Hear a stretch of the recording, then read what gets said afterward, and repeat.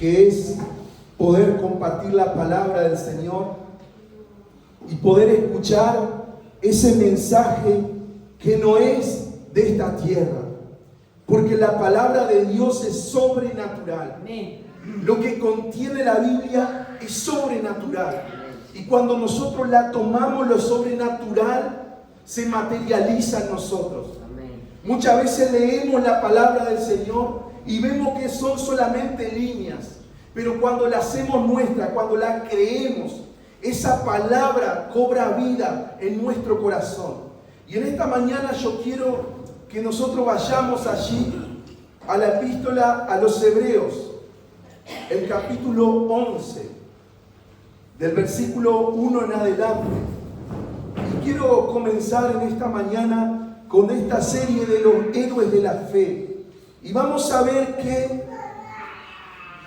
cada uno de ellos nos van a enseñar algo importante, algo que Dios quiere hablarnos y decirnos. Y el que escribió el libro de Hebreos, guiado por el Espíritu Santo, el Señor eligió a ciertos personajes de la historia bíblica para dejarlos registrados allí. Y vemos que la Biblia le dice que son los héroes de la fe. Y vamos allí lo que dice la Biblia, versículo 1, Hebreos capítulo 11, versículo 1. Dice la Biblia: es pues la fe la certeza de lo que se espera, la convicción de lo que no se ve, porque por ella alcanzaron buen testimonio los antiguos. Por la fe entendemos haber sido constituido el universo por la palabra de Dios, de modo que lo que se ve fue hecho de lo que no se veía. Y dice el versículo 4: por la fe Abel ofreció a Dios más excelente sacrificio que Caín, por lo cual alcanzó testimonio de que era justo, dando Dios testimonio de sus ofrendas, y muerto aún habla por ella. Amén. En esta mañana vamos a hablar de uno de los héroes de la fe que la Biblia habla en el capítulo 11. Y vemos que en esta sección de los héroes de la fe, la Biblia no menciona, no da tanto característica, testimonio acerca de este héroe. Pero si nosotros podemos leer quizás en nuestros hogares el capítulo 4 de Génesis, nos vamos a dar cuenta de este hijo de Adán. Y cuando, hermanos, nosotros comenzamos a leer la epístola a los Hebreos, llegamos al capítulo 11, los 10 capítulos anteriores hay exhortaciones. Hay exhortación a la fidelidad, hay exhortación a seguir a Dios. Hay refutación de que Jesús es mayor que los ángeles, que Moisés, mayor que el sacerdocio y muchas cosas más. Pero cuando nosotros llegamos al capítulo 11, yo creo que es de los capítulos más conocidos del libro de Hebreos. Nos encontramos con este texto bíblico que hemos leído. Y este texto bíblico del versículo 1 rompe toda nuestra lógica humana. Rompe la estructura de nuestra mente. ¿Por qué? Porque la Biblia dice: es pues la fe, la certeza de lo que yo espero. Y hermanos, si nosotros hablamos de certeza, hablamos de seguridad. Yo estoy seguro de lo que estoy viendo en esta mañana. Y puedo ver todos los instrumentos aquí en este altar. Pero la Biblia me habla que la fe es certeza, que es seguridad. Que yo puedo, así como puedo ver y tocar cada instrumento, dice que la fe es de esa forma. Es esa certeza. Entonces, por eso que rompe nuestra lógica humana, rompe nuestra estructura de la mente. La fe demuestra la realidad de lo que nosotros esperamos. La fe es evidencia de la cosa que nosotros no podemos ver. Cuando nosotros hablamos de fe, hablamos de realidad, aunque aún hoy no lo tengamos. Cuando nosotros hablamos de fe, hablamos de evidencia. Evidenciamos de que algo va a pasar, de que algo va a llegar, de que algo yo voy a tomar. Y tenemos que detenernos aquí por un momento en este texto, porque la Biblia me habla de dos palabras que son claves en este texto. Y me habla de certeza, me habla de convicción. Y muchas veces es fácil leerla rápidamente y seguir adelante. Pero ¿qué significa realmente la certeza? ¿Qué significa realmente la convicción? Y podemos ver, si somos sinceros, la fe es esa certeza de lo invisible. Yo no lo veo, pero por la fe yo lo tengo. Yo no lo veo, pero por la fe yo lo puedo tocar. Amén. Es por eso que humanamente muchas veces nos cuesta creer. Humanamente podemos estar enfermos, pero por medio de la fe yo puedo alcanzar ese milagro, aunque aún hasta este momento esté enfermo. Es por eso que la fe me habla de lo invisible, de lo que todavía no llegó, pero que llegará, porque es realidad, porque es certeza, porque es evidencia clara de que llegará. La fe nos desafía, nos inquieta, nos hace salir de nuestra zona de confort natural, para que nosotros podamos caminar en lo sobrenatural. La fe nos hace salir de lo que nosotros conocemos para explorar lo desconocido. Es sobrenatural. Vamos rumbo a lo desconocido. Y alguien dijo que la fe bíblica es creer en lo que Dios te está hablando a través de su palabra e inmediatamente tener una acción que te lleve al cumplimiento de esa palabra. Y quiero repetirte nuevamente esto. La fe bíblica es creer en lo que Dios te está hablando a través de su palabra, pero inmediatamente tener una acción que te lleve al cumplimiento de esa palabra. Y Santiago 2:17 dice que nuestra fe sin obra es muerta. Nuestra fe sin acción es muerta. Y tenemos ejemplos en la Biblia. Por ejemplo, Abraham.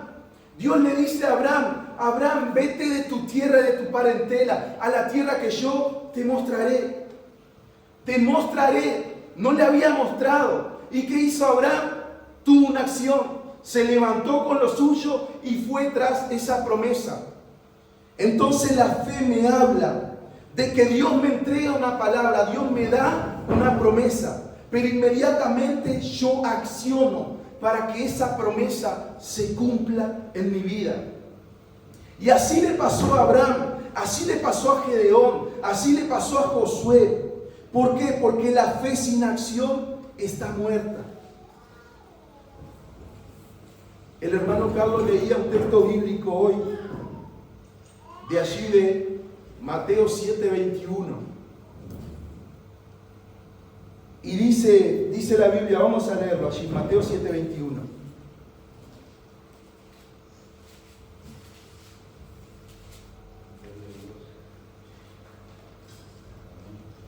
Dice la Biblia: no todo el que me dice Señor, Señor, entrará en el reino de los cielos, sino el que hace la voluntad de mi Padre que está en los cielos. No todo el que profesa una fe entrará al reino de los cielos. En otras palabras, Jesús nos está diciendo: por confesar que somos cristianos, por hablar y decir que somos cristianos, por decir que Jesús es nuestro Señor, no entraremos al reino de los cielos. Sino que la segunda parte está respondiendo a la primera, dice: aquel que hace la voluntad de mi Padre. Y el hacer es una acción. Tenemos que hacer la voluntad del Padre. Y eso es la fe, es acción. Recibimos algo de parte de Dios, pero luego accionamos, y eso nos va a llevar al cumplimiento de la palabra que Dios nos dio. Imagínense ustedes y nosotros Si Abraham hubiese recibido esa palabra de parte de Dios, vete de tu tierra y de tu parentela a la tierra que yo te mostraré. Y Abraham dice, bueno, Dios es todopoderoso. Y se queda sentado, se queda en el mismo lugar donde estaba, donde Dios le habló. Hoy no podríamos estar hablando de Abraham. ¿Por qué? Porque Abraham no hubiese accionado, no se hubiese levantado para tomar esa promesa de parte de Dios. Y la fe es eso. Dios te entrega una palabra, pero inmediatamente yo me levanto para que esa palabra se cumpla. Yo camino en dirección para que esa palabra se cumpla.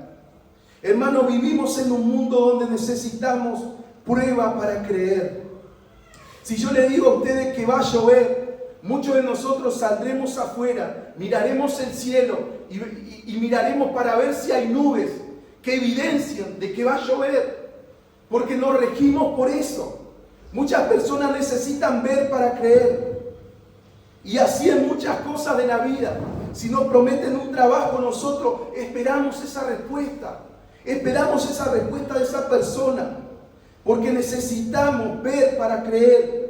Cuando alguien nos dice, confía en mí, inmediatamente se nos viene a nuestro pensamiento, bueno, ¿por qué debo de confiar en ti? Muéstrame las evidencias. Y así es la fe. Son evidencias reales de que algo sucederá. En nuestra naturaleza humana, nosotros necesitamos ver para creer. Pero la fe no funciona así. La fe es contrario a nuestro pensamiento. Es creer para ver. En nuestra naturaleza humana nosotros tenemos que ver para creer. Pero la fe me dice lo contrario. Yo tengo que creer para poder ver. La fe, como dice la Biblia, es caminar confiado en Dios antes de ver el resultado. Es creer en sus promesas, aunque nuestras circunstancias griten lo contrario. Muchas veces nos encontramos en situaciones. Muchas veces nos toca vivir y pasar por el valle de lágrimas. Pero podemos declarar en fe, yo sé que mi Redentor vive. Amén. Y la realidad a mí me dice lo contrario. Pero yo estoy declarando y creyendo en mi corazón que mi Redentor me va a sacar de ese lugar de necesidad. Sí, Jesús. Y eso es fe. Amén. Muchas veces estamos enfermos y estamos declarando que Dios nos va a sanar. Pero seguimos enfermos. Pero estamos declarando fe en el Señor. Cuando Dios llamó a Abraham, no le mostró un mapa. No le dijo hasta dónde iría. No le dijo a dónde llegaría. Simplemente le dijo, vete de tu tierra y de tu parentela y de la casa de tu padre a la tierra que yo te mostraré. Pero le habló del futuro, le habló de fe. No le dio las instrucciones, ahora vas a ir, vas a llegar a tal lugar, allí va a haber tantas cosas, vas a tomar alimento para vos, después vas a ir más adelante. Dios le dijo, vete de tu tierra y de tu parentela a la tierra que yo te mostraré. Le habló de fe. Cuando Dios le pidió a Noé que construyera un arca, no le dio señales de lluvia. La Biblia dice que en la tierra nunca había llovido. Pero sin embargo Dios le estaba pidiendo a este hombre que construyera un arca, porque una gran lluvia, un gran diluvio se vendría. No le dio todas las instrucciones. Muchas veces nosotros como seres humanos queremos que Dios nos muestre todo el camino. Queremos que Dios nos dé todas las especificaciones. Pero no es que confiamos en Dios. No es que creemos en nuestro Padre.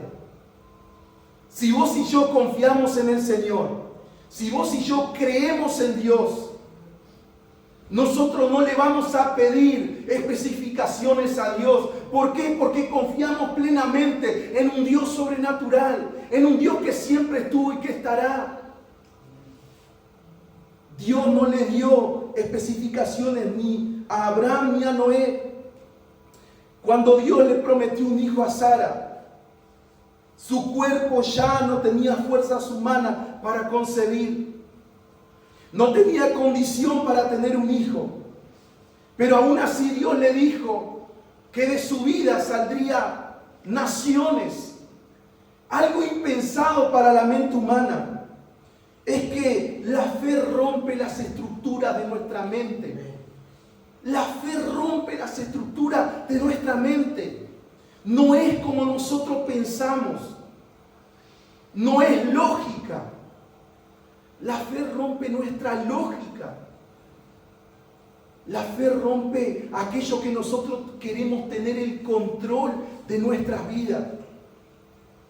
¿Por qué? Porque trasciende, porque va más allá del tiempo conocido, va más allá del crono que nosotros podemos medirlo. Es el cairo de Dios sobre cada una de nuestras vidas. Es algo que nosotros vamos a comenzar a pisar, a caminar, que aún no hemos conocido. Es un camino desconocido para nosotros humanamente, pero conocido para Dios.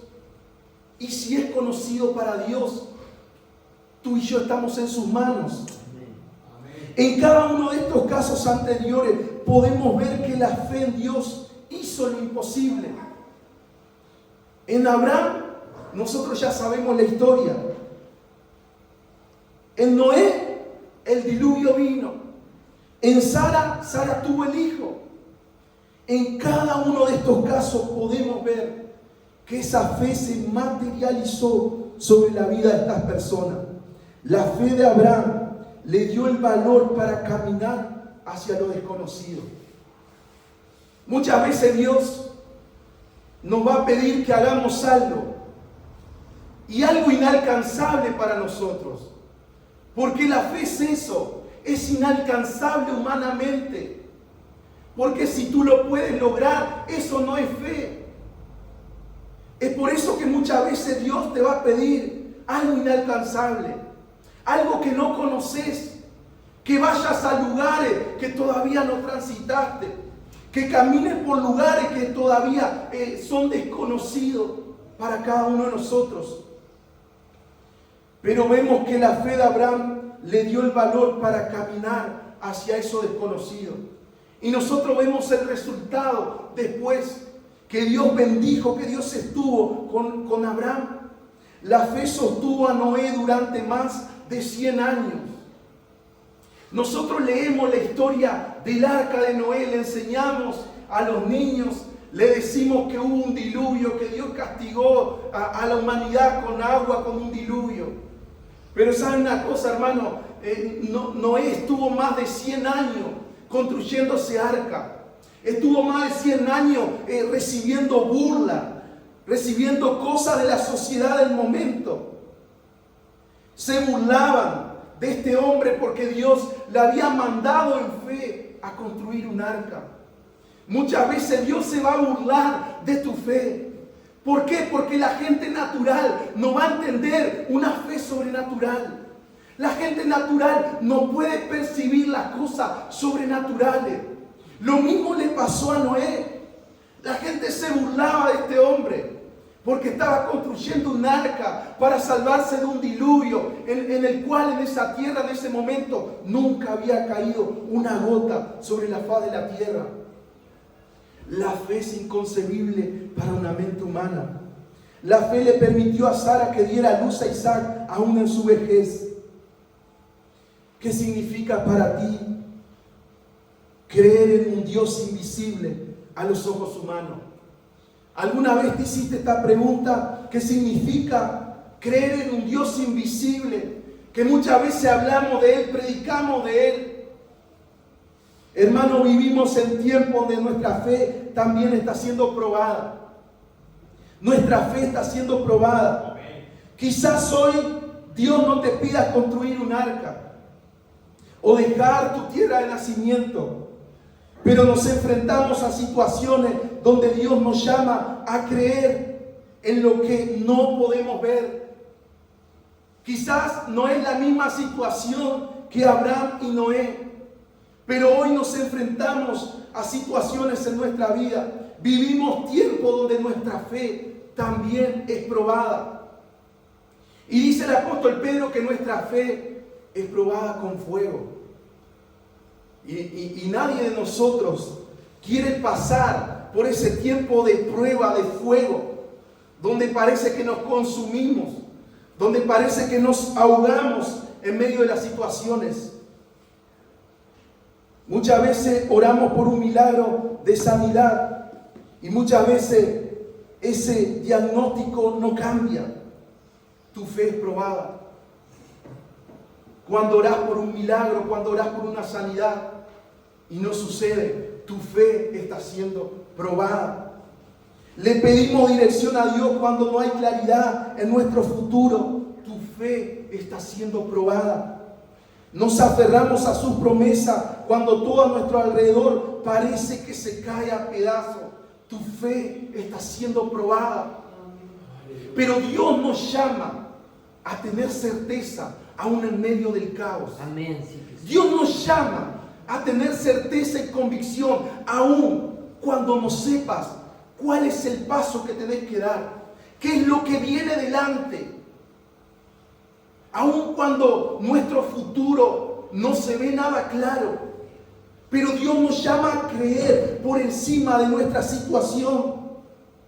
¿Qué hacemos en esos momentos cuando nuestra fe es probada? Hebreos capítulo 11 es la clave y nos presenta a hombres y mujeres sencillas, como tú y yo, personas comunes, pero con una fe puesta en el Dios extraordinario. Y yo quiero que quede claro en esta mañana que estos hombres y estas mujeres no eran sobrenaturales. Sobrenatural era el Dios en el cual ellos confiaban. Sobrenatural era el Dios en el cual ellos habían puesto su vida. Porque muchas veces nosotros miramos a estos hombres y mujeres y decimos, ¿cómo vamos a llegar ahí?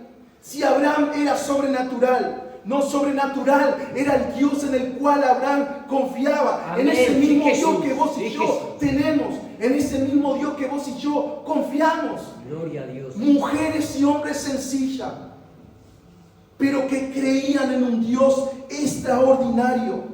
Personas que a pesar de sus luchas, de sus dudas, a pesar de sus dudas, porque vemos en todos estos hombres y mujeres que pasaron por luchas y dudas de lo que Dios le había dicho, pero decidieron creer en ese Dios. Y nosotros por eso le llamamos que son héroes de la fe.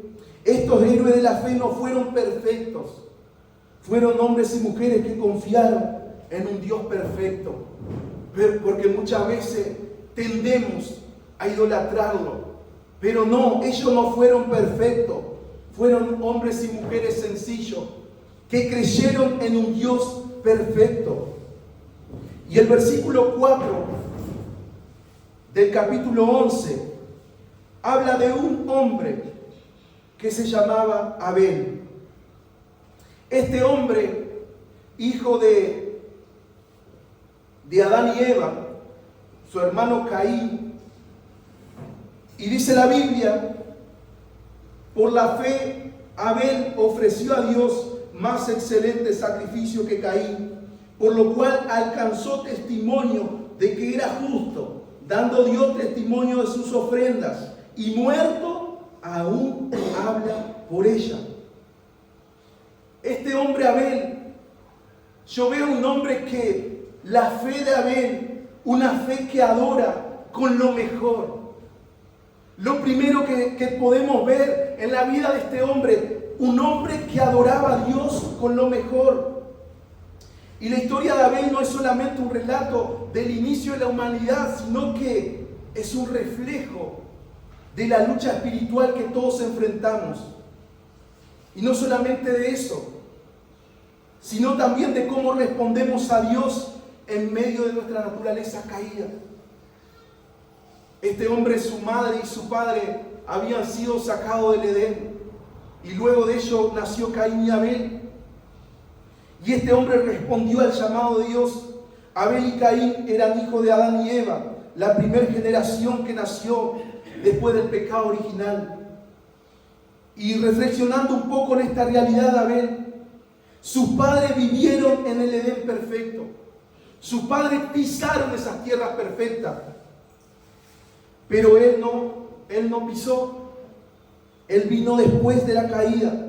Nunca vio ese paraíso perfecto donde Dios caminaba con los hombres, con Adán y Eva, donde Dios hablaba con ellos.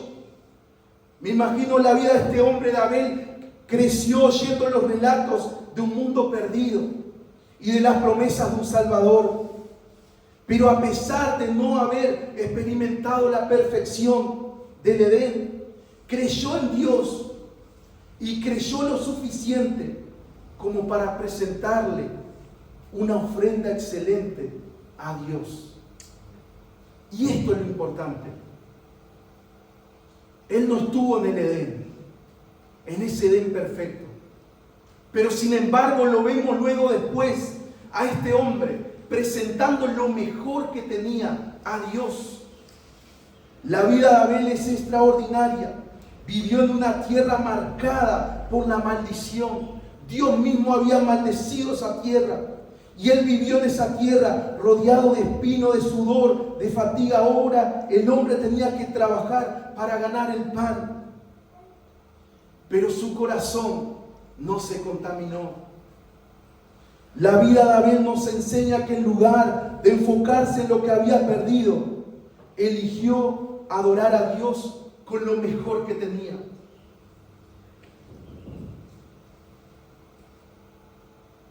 ¿Has sentido alguna vez? ¿Hemos sentido alguna vez que hemos recibido menos de lo que nosotros esperábamos? Muchas veces nosotros nos hacemos una idea que queremos recibir algo. Muchos de nosotros quizás hemos crecido en un hogar difícil o hemos enfrentado desafíos que nosotros no pedimos que ellos vinieran. Pero la vida de Abel nos anima a algo, nos desafía a que la verdadera adoración no depende de nuestras circunstancias, sino de nuestra fe en quién es Dios para nosotros. Amén. Y quiero repetirte esto último. La vida de Abel nos anima y nos desafía a que la verdadera adoración no depende de nuestras circunstancias, sino de nuestra fe en quién es Dios para nosotros. Muchas veces nosotros nos escondemos detrás de las situaciones trágicas que nos tocó vivir. Pero en esta mañana tenemos que romper con ese molde, levantarnos en el nombre de Jesús. Amén. Y entregarle la mejor adoración a Dios. Gloria a Dios. El Señor, tu Señor, mi Señor, es un Señor que sigue sanando corazones, sí, que sigue restaurando vida, que tu pasado quedó atrás, que hay un futuro glorioso que nos espera. Y cuando hablo de futuro glorioso no hablo de esta tierra, hablo que te espera la vida eterna. Hablo que hay algo más adelante que Dios nos prometió. Podemos tener un buen pasar aquí en la tierra, pero nada de eso se va a comparar a lo que nos espera en los cielos. Es por eso que cuando hablamos de un futuro glorioso, hablamos que Él viene por su iglesia. Amén. Sí, Jesús. Hablamos que nos espera la vida eterna. Gloria a Dios. Nada es impedimento para que nosotros le podamos ofrecer lo mejor de nuestra adoración a Dios. Sí, que nada te detenga. Levántate en el nombre de Jesús en fe, créele a Él, así como lo hizo Abel. Gloria a Dios. Nació en un lugar, sus padres habían sido echados del Edén. Nació en una tierra maldecida por Dios, pero nada le impidió que él pudiera traer lo mejor de su ofrenda a Dios. Amén. Y vemos que la diferencia entre las ofrendas de Caín y Abel, vemos algo en estas ofrendas, el corazón de estos hombres detrás de ese sacrificio. Podemos ver el corazón de cada uno de ellos, el corazón de Caín y el corazón de Abel, detrás de esas ofrendas. Cuando leemos la historia de Génesis capítulo 4, la diferencia entre la ofrenda de Caín y la ofrenda de Abel salta a la vista. Caín, dice la Biblia, que ofreció del fruto de la tierra, capítulo 4 de Génesis, una ofrenda simple, una ofrenda sencilla, una ofrenda con poco esfuerzo, casi indiferente. No vemos una intención de dar lo mejor, de ofrecer lo mejor. Yo recuerdo la historia cuando Dios estaba eliminando a todo el pueblo de Israel. Y David se levantó para ofrecer una ofrenda a Dios. Y las palabras de David dicen: yo no voy a ofrecer a Dios algo que no me cueste. Y saben, en la vida de este hombre yo veo lo mismo. Veo una ofrenda que no tenía intención de dar lo mejor. Algo sencillo, algo simple. Pero vemos el corazón detrás de esa ofrenda. Porque no es lo que dieron, fue su corazón. Y la Biblia, cuando habla de adoración, la adoración, este término en griego que significa proskuneo, que significa postrarse o inclinarse. Pero saben que la adoración tiene dos significados.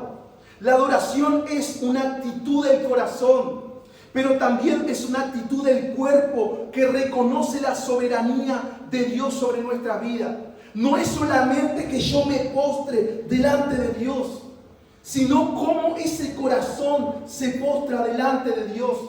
No es solamente mi actitud física de cómo adorarle al Señor, sino cómo mi corazón adora a Dios. Y en la vida de Caín y Abel vemos a este hombre Caín, al primero, que ofreció del fruto de la tierra una ofrenda simple, sencilla, con poco esfuerzo, casi indiferente, con pocas intenciones de dar lo mejor. Pero vemos a un Abel que ofreció, dice la Biblia, de los primogénitos de sus ovejas. Lo mejor de ella lo trajo delante de Dios.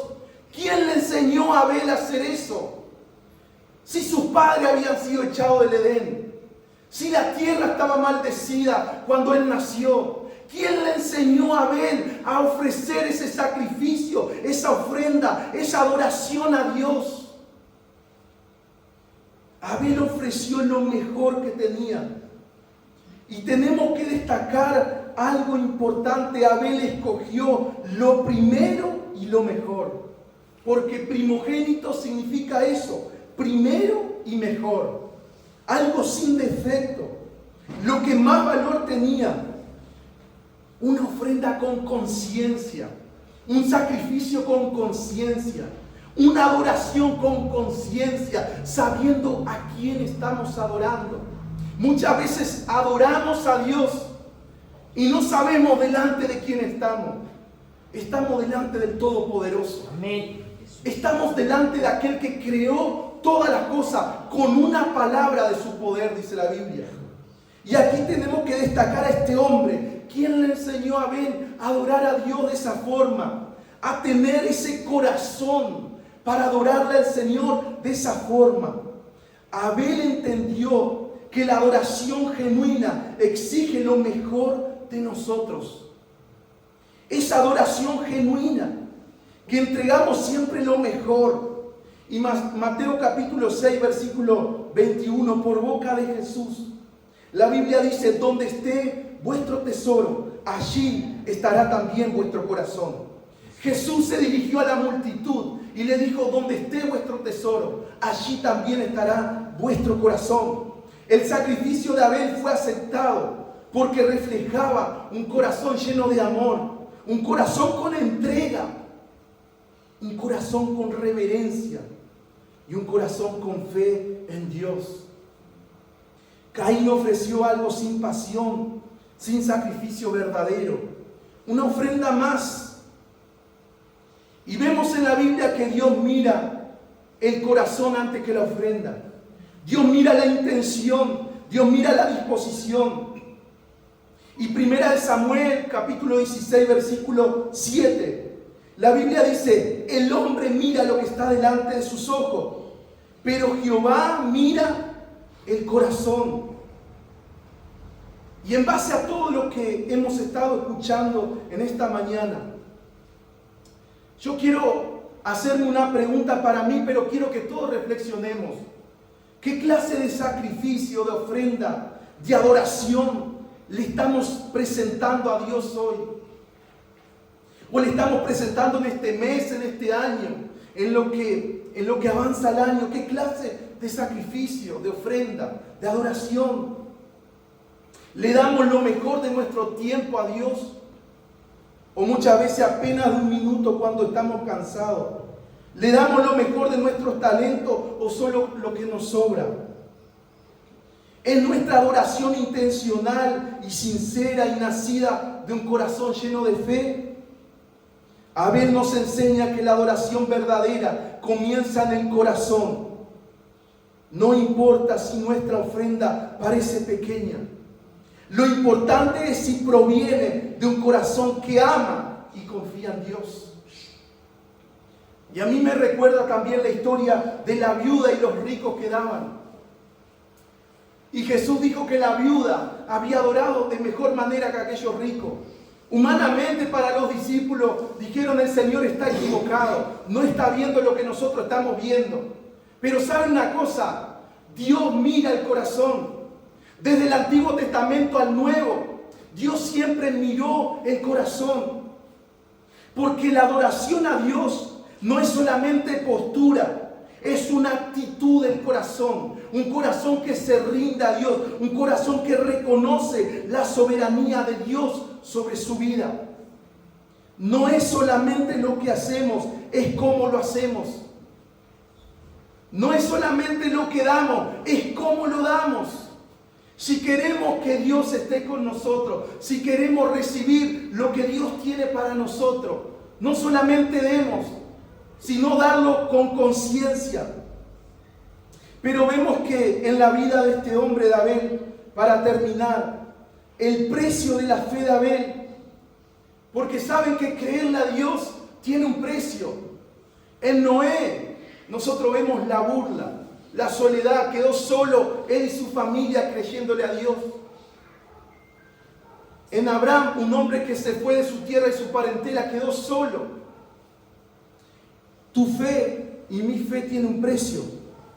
Vemos la envidia al sacrificio de Abel. Lamentablemente la fe de Abel y su adoración sincera despertaron la ira de su hermano Caín. Génesis 4:8 nos dice que Caín, dominado por la envidia, llevó a Abel al campo. Y dice la Biblia que lo mató. Génesis 4:8 nos deja algo importante. La fe verdadera incomoda a quienes viven en incredulidad. Cuando le creemos al Señor, muchas veces te va a pasar. No te extrañes si no creen lo mismo que tú. Muchas veces esa fe va a incomodar a quienes viven en incredulidad.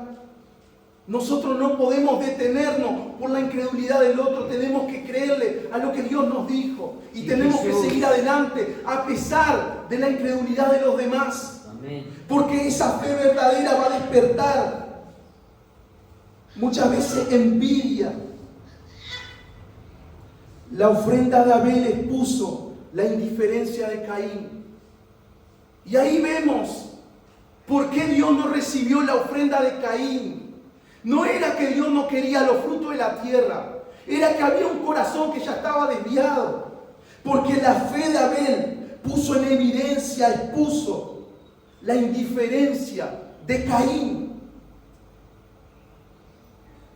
Dice la Biblia en Juan capítulo 3, versículos 19 y 20, que Jesús habló de esto.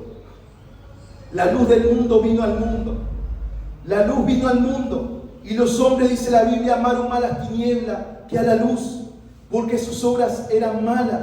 Porque todo aquel que hace lo malo aborrece la luz y no viene a la luz para que sus obras no sean reprendidas o expuestas. La fe de Abel fue una luz que reveló la oscuridad en el corazón de Caín. Y esas mismas acciones se repiten hoy en nuestro tiempo. La historia de Abel nos recuerda que la fe auténtica no siempre es aceptada. Muchas veces tu fe va a ser cuestionada. Muchas veces tu fe va a ser negada. Muchas veces tu fe va a ser burlada. Pero déjame decirte algo. Pero siempre esa fe va a ser vista y honrada por Dios. Amén. Y eso es lo que nosotros tenemos que quedarnos. Si es vista y si es honrada por tu Dios. Amén. La vida de Abel fue una vida breve, porque la Biblia no me habla mucho. Es más, Abel nació, creció y su hermano lo mató. Es una vida breve, pero la Biblia dice que el testimonio de él es eterno. Y dice Hebreos que muerto aún habla por ella.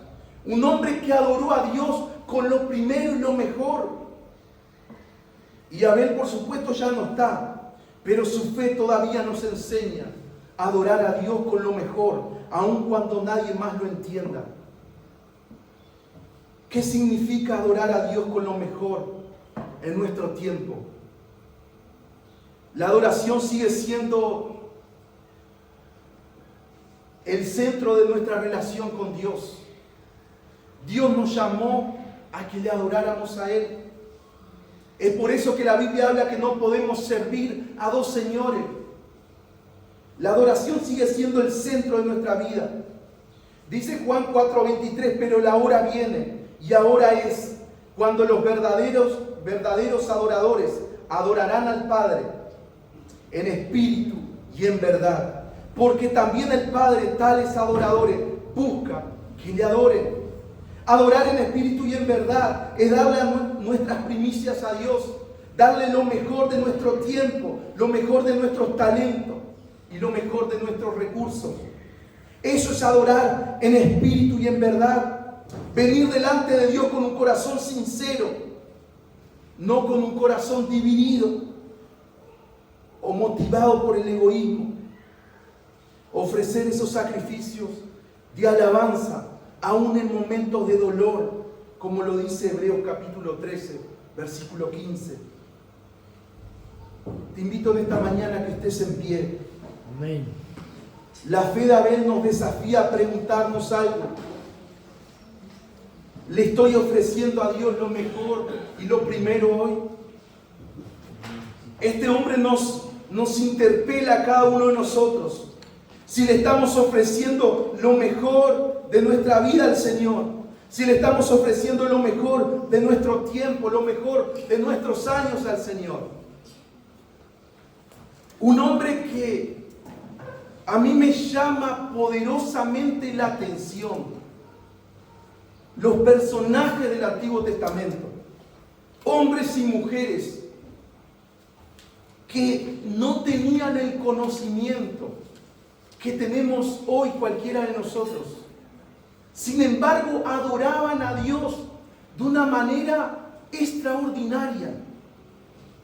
Yo me hice la pregunta, ¿quién le enseñó a Abel a adorar a Dios de esa forma? Y aún no tengo la respuesta. ¿Quién le enseñó a darle lo mejor cuando sus padres habían sido echados por desobedecer a Dios en el Edén perfecto? En el Edén perfecto. A Abel no le tocó vivir ese Edén. Sin embargo, la Biblia me dice que adoró a Dios con lo primero, con lo mejor que tenía, con los primogénitos. Ahora, para nosotros el Espíritu Santo está en nuestra vida. No podemos adorar en menor calidad que Abel. No podemos. Si Abel lo hizo sin tener al Espíritu de Dios constantemente en su vida, ¿cómo no lo vamos a hacer nosotros, que el Espíritu Santo está? Y que siempre nos lleva a rendirnos delante de la presencia de Dios. Siempre nos lleva a que nosotros le adoremos. ¿Cómo no le vamos a adorar a Dios con lo mejor que tenemos? En esta mañana cerrar tus ojos ahí donde está. Vamos a hacer una oración sencilla, pero una oración de fe. Una oración que desafía mis límites humanos, que cree en ese Dios sobrenatural. En esta mañana vamos a orarle al Señor y vamos a pedirle algo, que el Señor deposite esa fe sobrenatural en nosotros. esa fe que tenía Abel para adorar a Dios, que aunque no conocía nada, pero adoró con todo lo que tenía. Señor, en esta mañana yo oro en presencia de ti, Señor, y ruego algo sobre nuestra vida, que tú nos ayudes, Señor, en todo tiempo, en todo momento, cada día de nuestras vidas, a adorarte a ti, Señor, con lo mejor que tú nos has entregado, con lo mejor que tenemos, sin condiciones, Señor. No importa el día, el mes que estamos atravesando, no importa lo que ha pasado, Señor, meses atrás. Que dejemos de lado, Señor, todas las excusas para venir y postrarnos delante de tu presencia. Ayuda a mis hermanos en esta mañana, Señor, a que te podamos ofrecer nuestra mejor adoración a ti. Padre, que en esta mañana nosotros no vayamos a nuestros hogares, pero que en nuestra mente, Padre, el Espíritu Santo haya calado hondo en nuestro corazón, haya obrado, Señor, y que esta adoración que comenzó aquí en tu casa, en nuestra casa, Señor, se manifieste esa atmósfera de adoración. Que no solamente aquí en tu iglesia, Señor, se manifieste la atmósfera de adoración a tu nombre, sino que en nuestro hogar, Señor, esa adoración, Señor, despierte, que otros comiencen a adorarte a ti, Señor. Danos esa capacidad, danos esa gracia, para que podamos darte lo mejor cada día, Señor. Pedirle a Jesús en esta mañana, porque la fe no es solamente decir que creo, sino que es avanzar, es accionar en lo que todavía no veo. Pedirle al Señor que te dé esa fe bíblica, no una fe de palabras, sino una fe con acción, como dice Santiago. Padre, obra en nuestras vidas de tal forma, Señor, que caminemos sabiendo que cuando damos un paso, tú vas a ir despejando el área y vamos a ir viendo todo lo que tú tienes para nosotros. Señor, en el nombre de Jesús, que tu gracia en esta mañana y tu bendición sea sobre nuestros hermanos. Señor, yo ruego que esta palabra no quede aquí, Señor, sino que esta palabra, Señor, continúe en la semana y podamos seguir adorándote, Señor, en nuestros hogares. Que no haya lugar, que no haya límite, que no haya días, que no haya horarios para adorarte a ti, Señor, sino que en todo lugar levantemos esa adoración genuina. Amén. Señor, yo oro en esta mañana, no por lo que vayamos a hacer hoy, sino por lo que vamos a hacer mañana, por lo que vamos a hacer el martes, el miércoles, en toda la semana, Señor. En el nombre de Jesús, trae esa convicción sobre nosotros. Que la adoración no quede aquí, Señor, sino que cada uno de nosotros nos transformemos, Señor, en esos portadores de la presencia de Dios. Adoremos a Dios en esta mañana para culminar. Estamos culminando, pero adorar al Señor con todo tu corazón. Si conoces esta canción, levantarte delante de Dios